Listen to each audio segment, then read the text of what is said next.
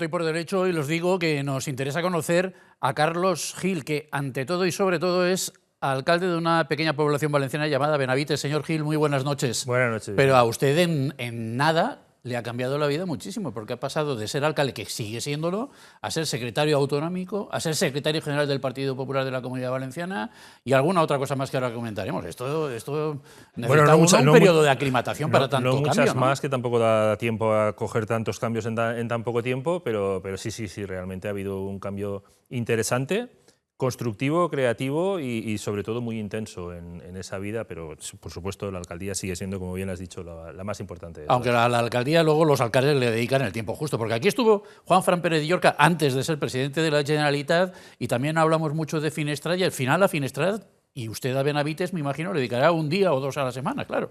Yo a Benavites le dedico 24 horas al día. Porque al final ser alcalde es para el tiempo completo. Otra cosa es que en algún rato tengas que pensar en otra cosa, ¿no? Pero las alcaldías son lo suficientemente intensas también como para ocuparte todo el tiempo disponible.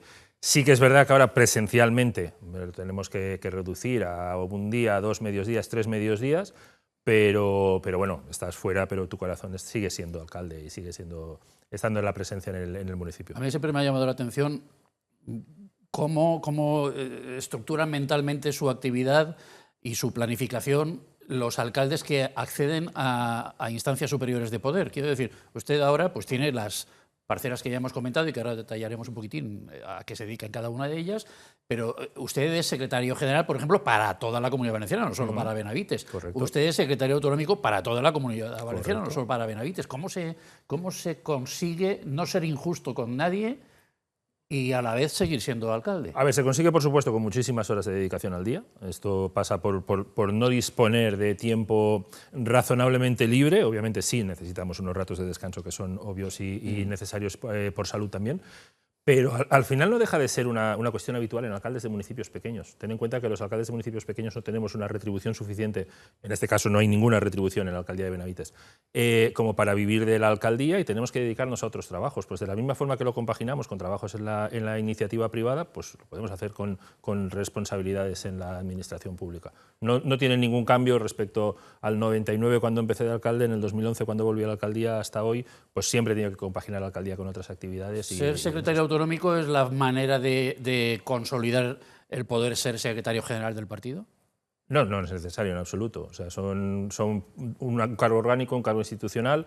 Como bien saben, los cargos orgánicos no tienen retribución. Yo estaba en Madrid, en el Congreso de los Diputados. Quizá era más difícil compaginar la alcaldía con el Congreso, pero eso sí que requería necesariamente la Secretaría General del partido, sí que requería una presencia en la comunidad. Estar ausente de la comunidad 3 días a la semana era una situación muy difícil de compatibilizar con la Secretaría General y al final pues por eso le digo, volví a la Generalitat. Como los cargos orgánicos no tienen asignación, pues oye, le das también un cargo institucional y así pues se compensa todo. Bueno, al final ten en cuenta también que la Secretaría Autonómica en que estoy, obviamente no es una pantalla, es la Secretaría Autonómica de Cohesión Territorial, que creo que es perfectamente compatible con el cargo de secretario general. En algunos casos hay muchas sinergias que nos permiten trabajar en los dos ámbitos a la vez y que de alguna forma permite que ese territorio de la comunidad que tenemos para el cargo institucional nos sirva para el cargo orgánico y también al revés. ¿Cómo se cohesiona la comunidad? ¿Cómo se cohesiona la comunidad? Esa es una pregunta muy interesante porque tenemos una comunidad tan variopinta. Antes se decía cómo se vertebra, pero yo no sé si...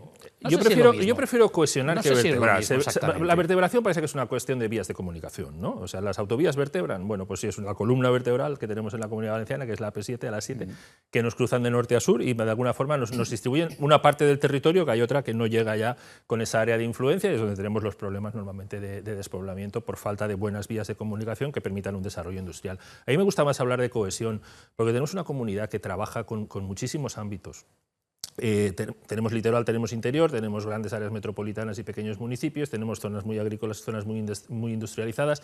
La cohesión significa que al final todos los vecinos de la comunidad se sientan vecinos de la comunidad y que todos puedan trabajar en igualdad de oportunidades, que no quiere decir que se trate a todos por igual, en igualdad de oportunidades respecto a ganar un futuro y a ganar un territorio, ¿no? Tenemos un problema fundamental en el interior que es el reto demográfico, pero que ese reto demográfico conlleva un reto territorial, un reto social y un reto económico, y tenemos que trabajar en esos 3 ámbitos.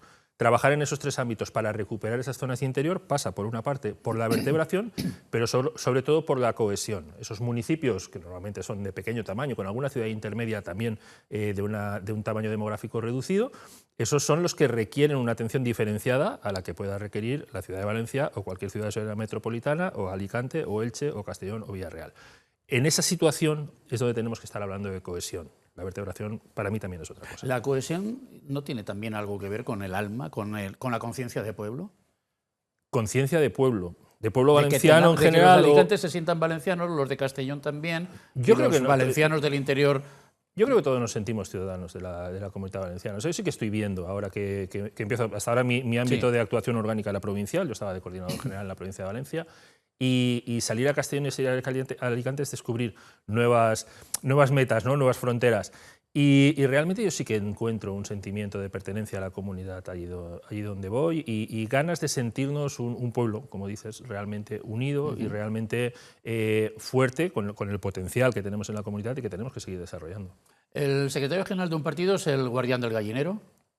Entre otras cosas, sí, a ver, el presidente es presidente de la Generalitat, que con eso ya entendemos que tiene muchísimo, y el secretario general es un poco el que hace las funciones dentro del cuartel, ¿no? El que organiza los actos, el que organiza los eventos, el que de alguna forma controla que los territorios estén bien atendidos y que ese poder territorial que tenemos en el partido, también a nivel institucional, pero sobre todo a nivel orgánico, esté bien atendido y que no tenga ninguna carencia que nosotros podamos resolver. ¿En el Partido Popular Valenciano hay familias?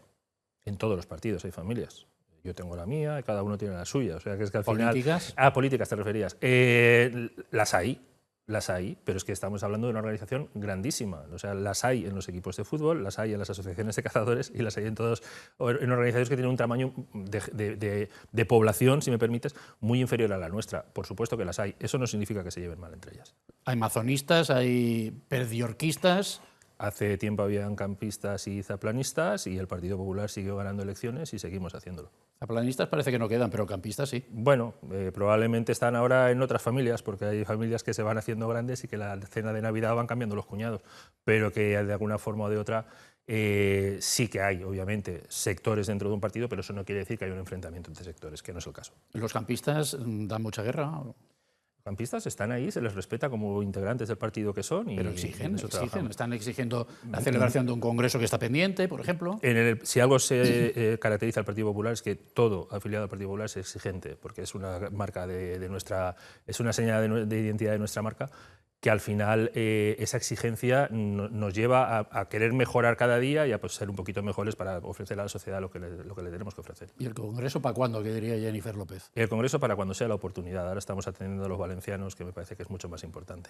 ¿Qué plazos se marcan o qué metas tienen que cubrir antes de convocar el Congreso? ¿Cuál es la idea? Bueno, nosotros tenemos que cubrir una meta fundamental, que es la atención a una zona que ha sufrido una catástrofe natural fundamental hace algo más de un año, y que estamos volcados en esa reconstrucción. Pues entonces no tienen el Congreso ustedes hasta dentro de 5 años, por lo menos. Pues esperemos recuperar mucho antes esa zona, que nuestra intención es recuperar la zona antes que convocar el Congreso, pero lo importante es recuperar la zona, no convocar el Congreso.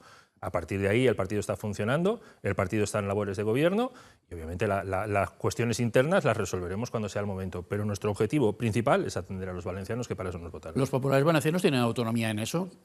Lo digo porque estamos viendo que hace relativamente poco Alberto Núñez Feijóo fijó las directrices de negociación futura para las comunidades autónomas, que están pensadas básicamente para Extremadura y Aragón, que son los casos que tenemos ahora vivos, pero que a lo mejor acaban afectando a todos. Entonces, ¿se pierde autonomía con documentos como ese?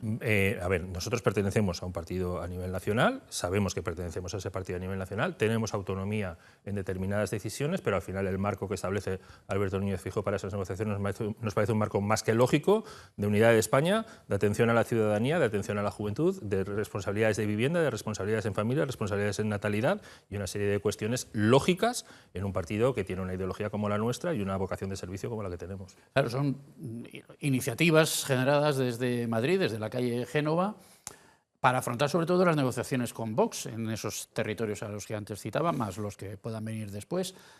ahí ustedes llevan delantera, porque aquí en la Comunidad Valenciana, antes de ese documento ya se alcanzó el acuerdo que permite que Juanfran Pérez Llorca sea actualmente el presidente de la Generalitat. Y se alcanzó anteriormente que fuera Carlos Masón y se aprobaron presupuestos en la Generalitat. O sea, nosotros realmente en la Comunidad Valenciana con Vox tenemos una buena relación sin salirnos de nuestro marco ideológico, de nuestro marco de trabajo. Pero esa buena relación al final yo creo que forma parte del talante democrático. ¿Y cuál es el secreto? Los de Vox de aquí son el secreto más es saber dúctiles que los de es saber otros conversar. sitios. Si es que al final es que la política es el arte de hablar, pero también ustedes son mejores negociadores de escuchar. Pues que sus colegas de a la vista de los resultados podríamos decir que sí, no te voy a decir lo contrario, pero yo creo que aquí lo importante es, primero, no marcarnos líneas que no se puedan saltar, ni por parte de unos ni por parte de otros, porque si no las negociaciones sabes que son imposibles, pero sobre todo establecer un marco conjunto. Con Vox y Partido Popular hay líneas de conexión que es en las que se tiene que trabajar y hay líneas de divergencia que son las que se tienen que dejar a un lado y ninguno de los dos partidos puede llevar a estas negociaciones. Esto no significa que nos pleguemos a lo que Vox nos esté diciendo, de la misma forma que estoy seguro de que Vox no está dispuesto a plegarse a lo que digamos nosotros, pero al final es una cuestión de encontrar ese consenso, de encontrar ese equilibrio y de trabajarlo. Esas líneas básicas que vienen ahora de Génova, que no hay que olvidar que el Partido Nacional también integra las sensibilidades territoriales, que hay juntas directivas nacionales muy habituales en Génova, hay comités ejecutivos nacionales todas las semanas con participación de todos los territorios y que esas líneas generales abarcan e incluyen también esas sensibilidades territoriales y además las tienen en cuenta en caso de que supusieran una excepción. Pero la cosa ¿cómo funciona? ¿De arriba a abajo o de abajo a arriba? ¿En esas juntas ustedes, los de las comunidades, dicen cosas? Afortunadamente funcionan en horizontal. Afortunadamente estamos en un partido mucho menos vertical de lo que la gente puede imaginar. Nosotros decimos cosas, sí, yo hablo continuamente con la Secretaría General de Madrid, porque es mi cargo, y de la misma forma que el presidente lo hará con el presidente nacional, y sí que no solo nos pregunta, sino que nos escuchan las respuestas, que me parece que es lo importante, ¿no? El hecho de que nos pregunten no sería suficiente si luego no atendieran a lo que les estamos diciendo, y sí, esa horizontalidad existe, esa transversalidad en las decisiones existe. Y si en las juntas directivas nacionales hay que aportar algo, se aporta sin ningún tipo de problema. ¿El estado actual de la oposición aquí en la Comunidad Valenciana les beneficia? Le beneficia a la oposición. El estado actual de Compromís y del PSOE beneficia realmente a la izquierda valenciana. ¿Dónde está la oposición? La oposición está haciendo una función totalmente destructiva en un momento especialmente sensible, como he dicho antes, para una zona determinada, pero también para toda la comunidad, y yo creo que esa labor de oposición, desde luego, no es para nada la que los valencianos esperarían de ellos. O sea, que ustedes no necesitan hacer gran cosa porque ya con lo que nosotros necesitamos desde la oposición... Nosotros necesitamos hacer lo que estamos haciendo, seguir trabajando con independencia del ruido mediático que se quiera poner alrededor. Nosotros tenemos un trabajo, tenemos unas funciones y tenemos unos compromisos con la ciudadanía, y con eso estamos trabajando, ya digo, con independencia de todo el ruido que alrededor se nos quiera generar. ¿Sienten ustedes que están trabajando contra el reloj? Porque el mandato de Pérez Llorca es corto, lógicamente, lo ha iniciado hace ¿qué? 3 meses, ¿no? 3 meses más o menos. 3 meses a principio de noviembre, si no recuerdo mal, ¿verdad? A principio de noviembre, no, pero a principio de diciembre. Esas fechas más o menos. Estamos trabajando contra el reloj, todas las legislaturas son contra el reloj. Yo llevo... Claro, pero no es lo mismo un reloj de 4 años que un reloj de año y medio. Al final el tiempo va muy deprisa, ¿eh? O sea, hay cuestiones que no te permiten... Yo llevo 5 legislaturas en la alcaldía de Benavites y te digo que ninguna legislatura se me ha hecho larga. Todas, y mira que hemos tenido algunas, con la pandemia, algunas con situaciones diferenciadas, y todas se han hecho cortas. Siempre es corto. El reloj siempre corre mucho más deprisa de lo que permite la administración, de lo que permite la burocracia, a pesar de la simplificación que le estamos llevando a cabo, y de alguna forma te condiciona el tiempo. Obviamente a todos nos condiciona el tiempo, a todos, a ti y a mí nos va a condicionar esta conversación que se nos puede acabar en un rato, y seguro que se nos quedan muchas cosas. A mí por lo menos, a usted no sé, pero estoy seguro de que también se me va a hacer cortísima. Usted es de Montpó, dicen. Yo soy de Montpó, yo soy de Benavites. Bien. Yo nací allí y he tenido la suerte de seguir viviendo allí. ¿De la familia de Vicent Montpó? De la familia de Vicent Montpó. A ver, Vicent Montpó y yo llevamos trabajando juntos muchos años. Empezamos antes incluso de ser los dos diputados provinciales. Trabajamos codo a codo en la Diputación durante el tiempo que estuvimos compartiendo el grupo allí. Y yo tengo una muy buena relación con Vicent Montpó. De la misma forma que ahora estoy empezando a tener una muy buena relación, y no es que no la tuviera antes por otro motivo que por el hecho de que no habíamos trabajado juntos, con Juanfran Pérez Llorca. Yo afortunadamente a día de hoy no conozco a nadie del Partido Popular con quien yo me lleve mal. Por tanto, María José Catalá también bien. Sí, bien, sin ningún problema. El señor Montpó tiene aspiraciones a la presidencia de la Generalitat, a la el candidatura. Señor Montpó es un gran presidente de la Diputación y su aspiración es acabar consiguiendo que la historia lo recuerde como un gran presidente de la Diputación. La DAN es el principal la principal idea fuerza que trabajan ustedes a diario? A ver, la Dana es una idea fuerza por naturaleza. Lo que ha ocurrido en una zona, exactamente, nunca mejor dicho, en una zona geográfica tan amplia de la Comunidad Valenciana, con un nivel de afección a la ciudadanía tan grande como ha sido la Dana, obviamente le da todo el protagonismo en muchísimos ámbitos, pero no nos podemos olvidar que hay Comunidad Valenciana que afortunadamente no fue afectada por la Dana, o que lo fue en un caso menor, como el caso de muchos municipios de Castellón, que también requieren atención. Al final, como he dicho antes, todos los ciudadanos de la comunidad merecen esa atención del gobierno de la Generalitat y estamos trabajando en ellos. Con una atención especial a la Dana durante un tiempo que era necesario y que sigue siéndolo, por supuestísimo que sí, pero afortunadamente tenemos un equipo de gobierno lo suficientemente amplio, con un número de consellers, unos volcados en la reconstrucción, que de hecho esa consellería lleva incluso ese nombre, que otros pueden abrir esa gestión de gobierno al resto de ámbitos. Evidentemente hay cosas que son de comer, y esto de la Dana, resolver esto de la Dana, coloquialmente hablando, es una cuestión de comer. Pero hay otras cosas también importantes, incluso para el espíritu de valencianía, del que muchos presumimos, y que puede tener una expresión muy particular en la defensa, por ejemplo, del derecho civil valenciano, que además ha habido una cierta polémica porque recientemente, vamos, lo del derecho civil valenciano, que yo creo que al final nos liamos todos un poco y es difícil saber en qué punto estamos, al final lo último que se ha hecho, que yo sepa, y usted me corregirá si me equivoco, es que la presidenta de las Cortes, del Congreso de los Diputados, Francina Armengol, ha requerido a les Corts Valencianes para que designen 3 diputados que vayan a Madrid a defender la modificación que permita recuperar, de la Constitución que permita recuperar el derecho civil valenciano. Con Formentera han hecho lo mismo porque quieren tener un senador propio diferente del resto de las Baleares.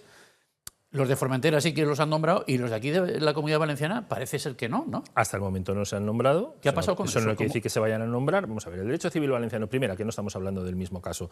Primero estamos hablando de una reforma constitucional y eso sí, que comparte el género con el caso de Formentera. También lo compartía en el momento que se cambió el término del artículo 49. Los dos requerimientos fueron a la vez. Pero en esta misma legislatura hubo una modificación de la Constitución en el caso de las personas con discapacidad, ¿vale? Y con la diversidad funcional.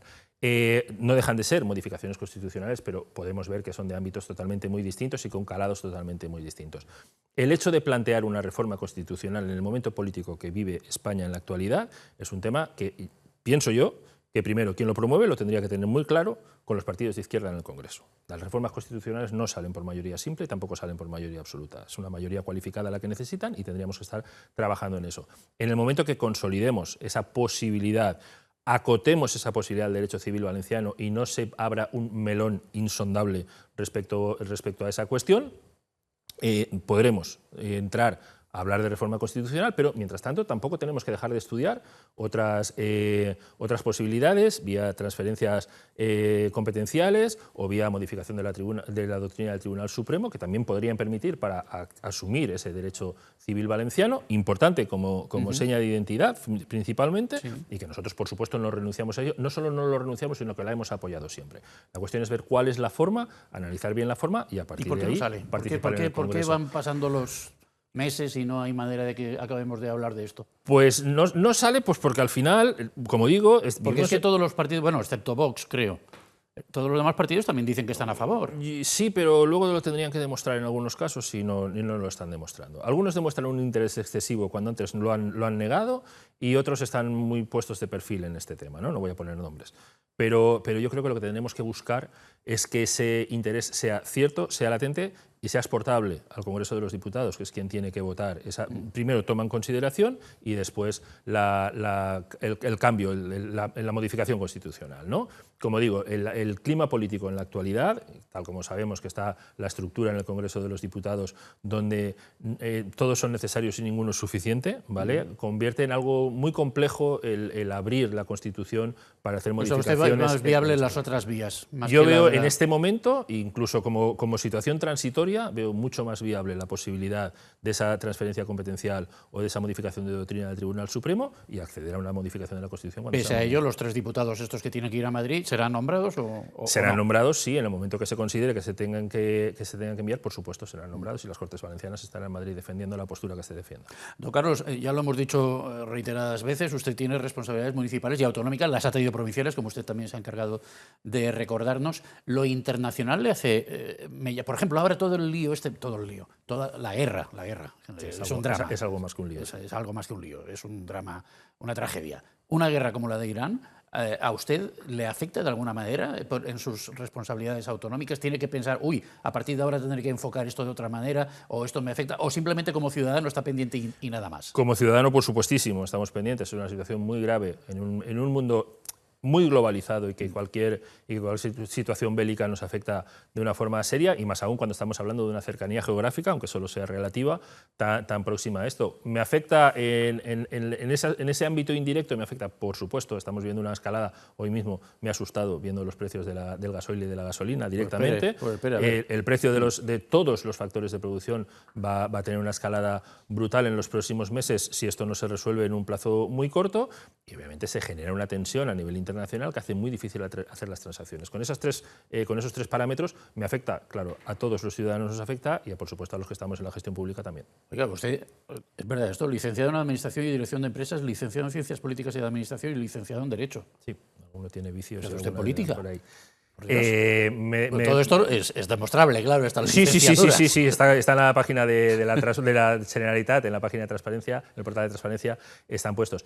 Sí, bueno, al final, fíjate que empecé a estudiar estas tres titulaciones cuando ya estaba en política. Yo era diplomado en empresariales. Cuando ya estaba en política. Sí. Creo que le sobraba tiempo, ¿eh? Bueno, me sobraba tiempo, lo aprovechaba bien. A lo mejor de aquellos barros estos lodos, ¿no? El haber podido estudiar mientras estaba trabajando y estaba en la alcaldía me viene muy bien ahora para poder gestionar el tiempo de otra forma.